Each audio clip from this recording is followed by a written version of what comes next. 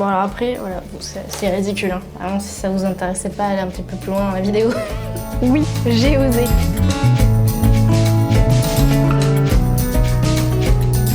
On va déballer, c'est la scie à onglet Parkside. Bon, j'ai voulu essayer, j'avais une idée. Des fois on a des idées et ça foire.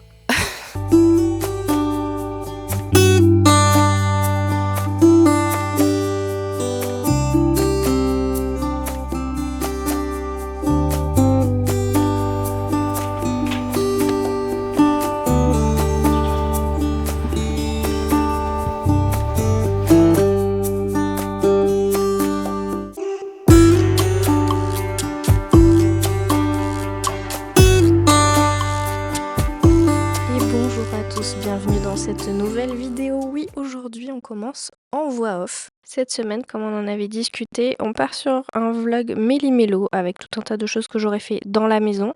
Et on commence par le retapissage de ces 2 tabourets avec une fourrure un peu abîmée, un peu cracra. J'utilise du tissu de vieux vêtements que je ne porte plus mais dont j'aime bien le motif. C'est pas mal de voir qu'avec très peu de choses, on peut rafraîchir un petit peu des éléments de sa déco qui en ont besoin.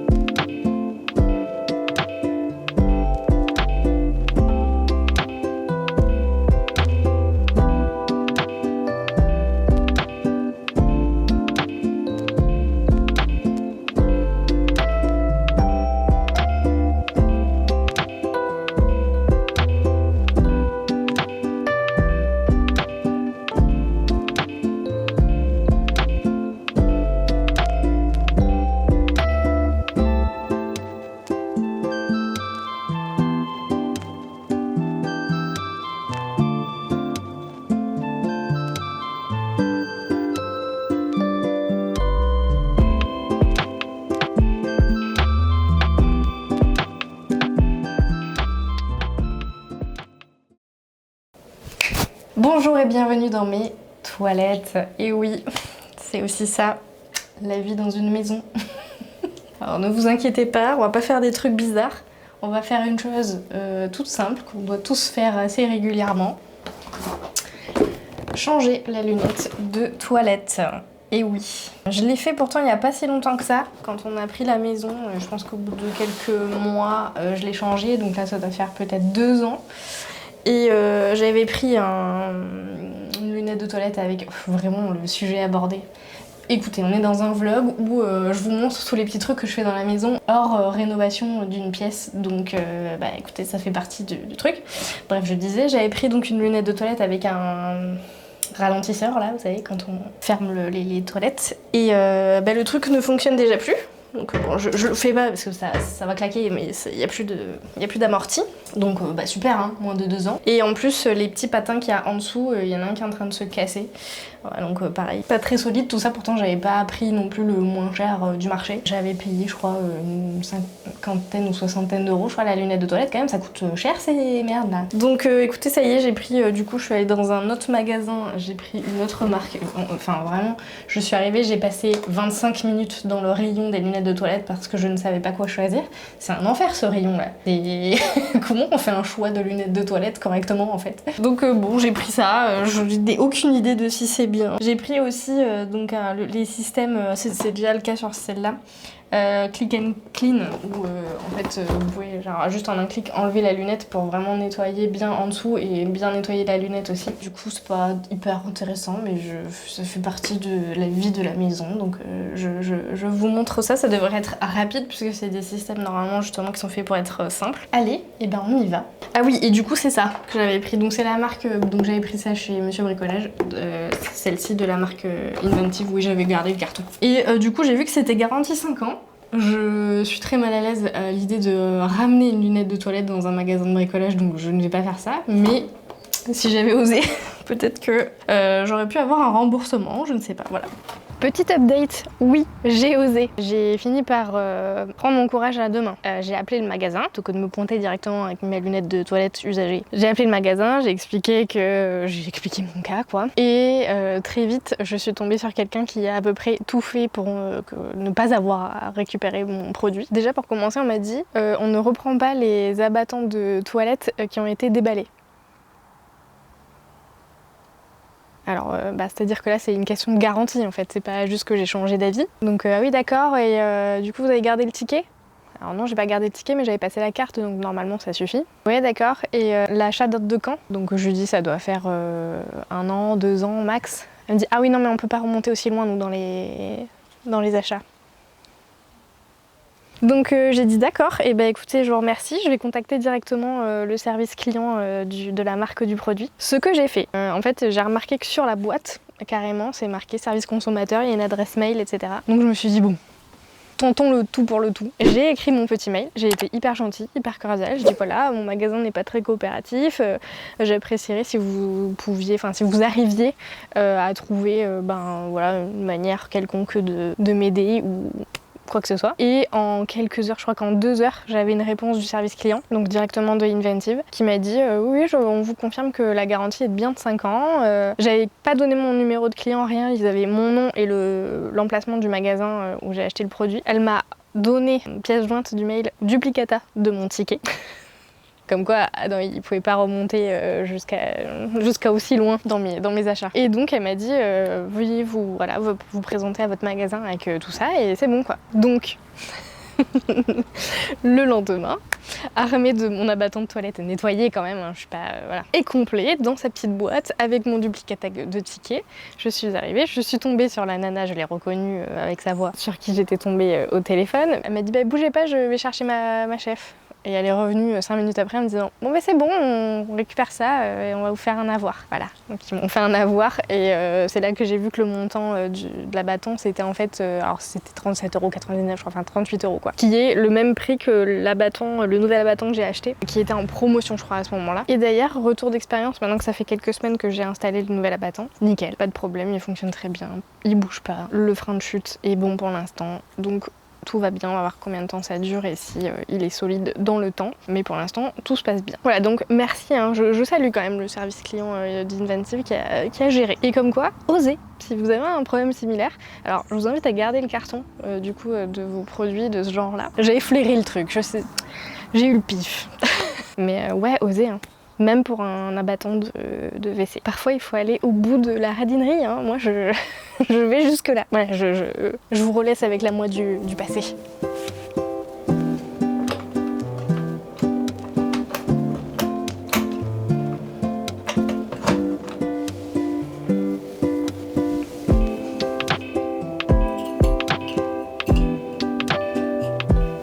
Ces trucs là qui tenaient pas du tout, ça brinque-ballait sur le truc, enfin, bref. Pas hyper satisfaite décidément, du coup je vous recommande pas cette lunette de toilette là pour le coup.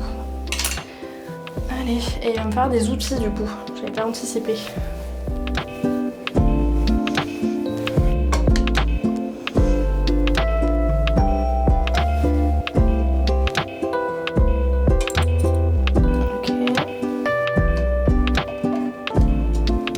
Pas des toilettes qu'on a installées nous-mêmes. J'avais changé la lunette, mais les toilettes elles sont là depuis des années. Ça c'est pareil, c'est toujours un peu particulier ce sentiment de mettre ses mains là où des gens ont posé leur derrière avant nous. Les plombiers, vous avez vraiment toute mon admiration. J'ai globalement de l'admiration pour tous les métiers du bâtiment. Mes plombiers, ou alors tous ceux qui font du général, hein, parce qu'il y en a qui font un peu de tout dans le bâtiment et qui ont aussi le rôle de plombier. Je suis de tout cœur avec vous. Alors. Oh waouh. Bon alors après, voilà, c'est ridicule. Hein. Vraiment, si ça vous intéressait pas, allez un petit peu plus loin dans la vidéo. Mais je l'ai choisi aussi parce que les petits patins là, ils sont en espèce de caoutchouc un petit peu pas mou, mais je sais pas, ça m'avait l'air un petit peu. L'autre c'est vraiment du plastique dur, j'ai l'impression. Donc là c'est un petit caoutchouc un peu plus mou, j'ai l'impression. Donc je me dis que ce sera peut-être un peu plus solide, ça va peut-être pas casser quoi, comme ça a fait avec l'autre en plastique. Et on a besoin juste d'un tournevis. Ça je ne sais pas ce que c'est. Alors déjà il n'y a pas de plastique, enfin il y a ça qui est en caoutchouc, sinon c'est pas du plastique, et il y a ça qui se visse par en dessous.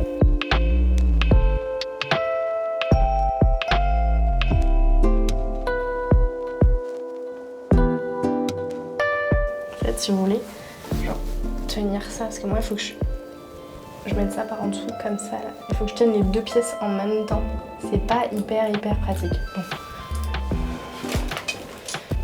Je sais pas s'il y a des gens qui appellent un plombier pour changer leurs lunettes de toilette.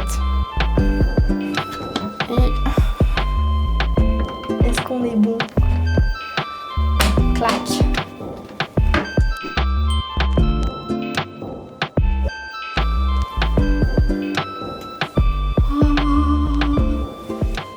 Oui, c'est oui. Bien. Bon, je vais l'enlever, serrer à fond, mettre les petits caches comme ça par-dessus. Et donc, le Easy Clip, ou je sais pas quoi là, le Clip and Clean, Click and Clean, c'est donc ceci. Et comment ça se... Ah ok, il n'y a pas de... D'accord. Mais non. Ah ouais, il n'y a même pas... D'accord, ok. Ah oui, parce que l'autre, j'avais un bouton au milieu. Et ça a l'air de bien tenir en termes de vissage. Ok. Et donc on est bien d'accord, voilà, donc on est bon là-dessus. C'est parfait tout ça, c'est parfait. Oula. Ah, c'était pas enclenché, c'est ce que je pensais. Ok, très bien. Oula. Ouh, ça va pas aller ça. Ah, ça se déclipse, les gars. Oh, ça va pas.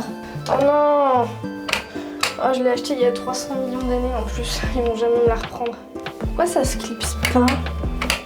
Attendez, je réessaye. Oh la déception, ouais, si ça fonctionne pas. Ah ça y est. C'est bon, c'est bon. Je devais pas l'avoir bien clipsé. Bon bah écoutez. Allez, ben voilà. Bonne chose de faite.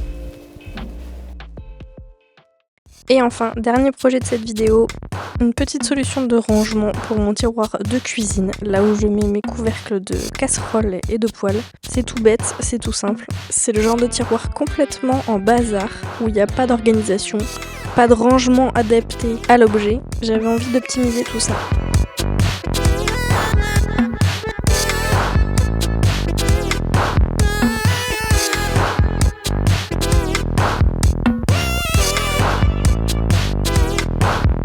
Bien, j'ai ces planches là qui sont en fait des étagères qui sont en mélaminé. Je pense que c'est le bon matériau, enfin c'est un matériau ok pour faire ce que moi je veux faire dans la cuisine.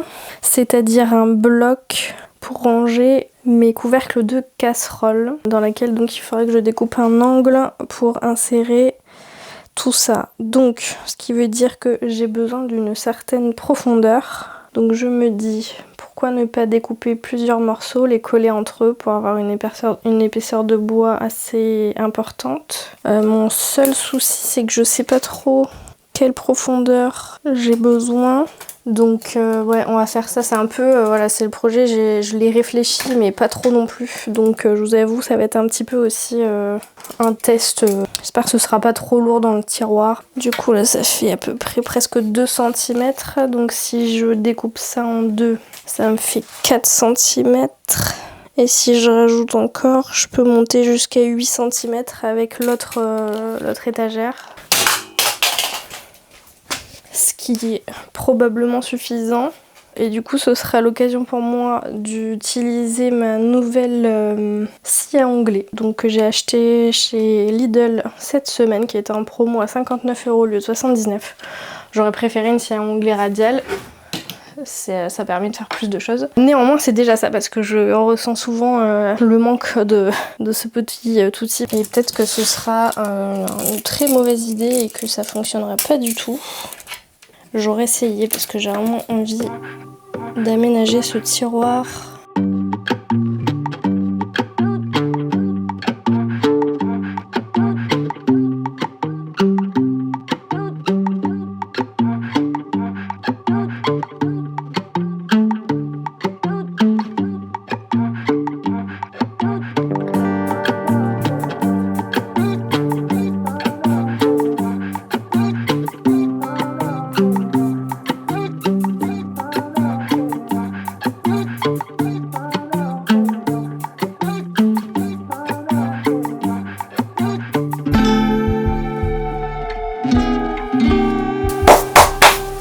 Écoutez, en hauteur, je pense que ça suffira avec l'angle. Ma colle à bois, je vais trouver ma colle à bois. Et on enchaîne. On enchaîne. La colle à bois, le chêne. Oh purée, je fais des blagues incroyables. Allez.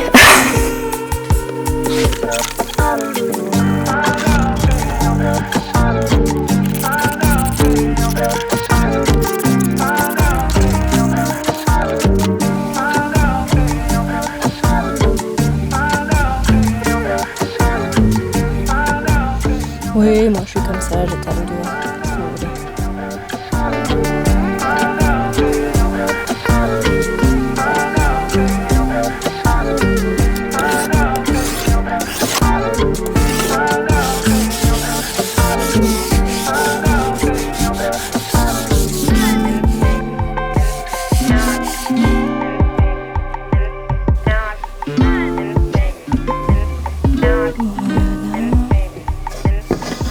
Je fais ça qu'avec de la récup.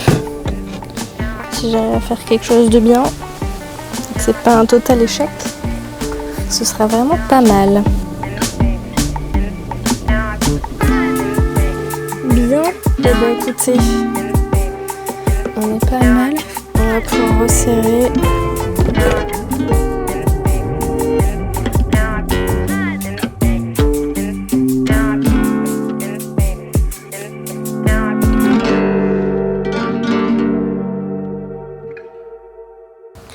Allez, vous savez quoi? En attendant, on va déballer cette petite chose. Donc c'est ce dont je vous parlais, c'est la scie à onglet Parkside, le modèle PKS 1500 C4 pour ceux qui seraient intéressés. J'imagine que c'est pas trop compliqué à mettre en place, mais bon. Hop. Donc on a ça pour les poussières, visiblement, une petite pochette en papier. C'est bien, ils font des efforts sur ce genre de choses. Il y a des piles, des clés à laine. Bon, je fais bien de m'y prendre maintenant, moi. Ça, je sais pas ce que c'est.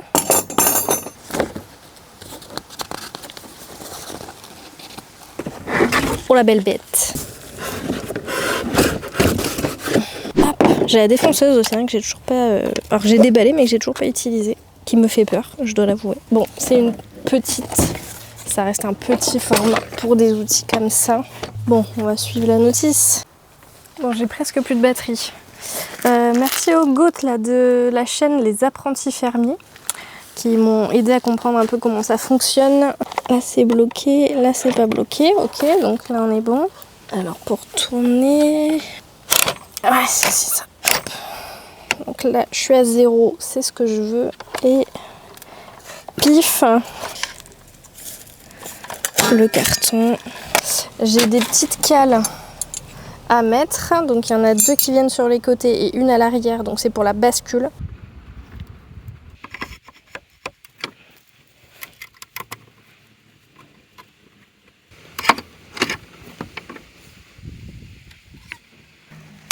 Hop.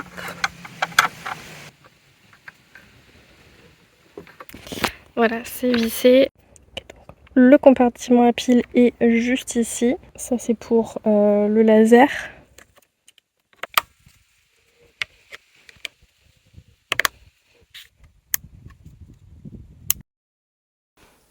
Petit update du projet que j'ai totalement rage quit, c'est-à-dire abandonné en français, avec rage.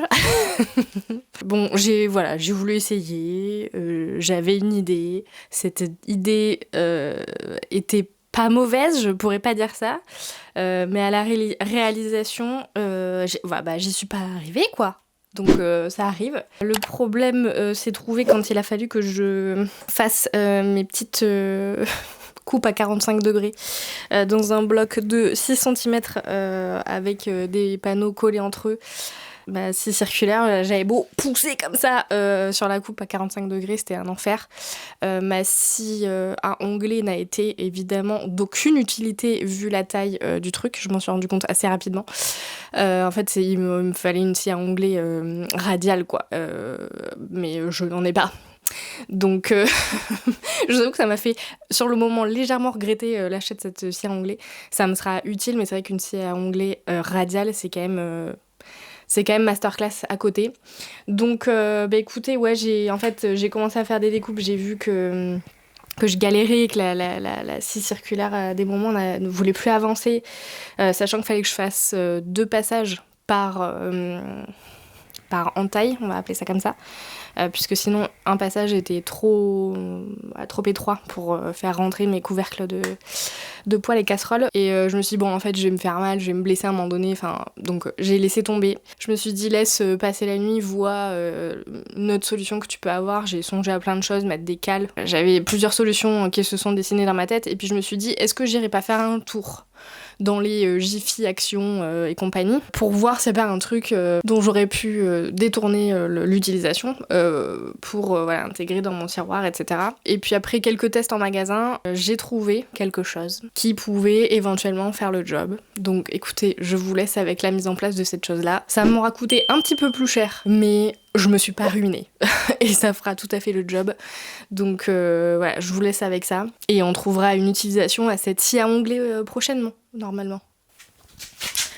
Et aussi pour dire que du coup j'ai quand même voulu vous mettre les images de ce petit DIY loupé dans cette vidéo parce que je me suis dit pourquoi pas. Des fois on a des idées et ça foire. On n'arrive pas à aller au bout et c'est pas pour autant que c'est une mauvaise chose ou qu'il faut le cacher ou que voilà. Donc voilà, j'ai filmé, j'ai passé du temps en plus, donc autant valoriser ce temps-là et vous montrer que même quand on essaye et qu'on n'y arrive pas, ça nous apprend aussi quelque chose. Donc voilà, en l'occurrence ça m'a appris que je pourrais pas couper à 45 degrés un bloc de 6 cm. Voilà, enfin bref, vous avez l'idée quoi.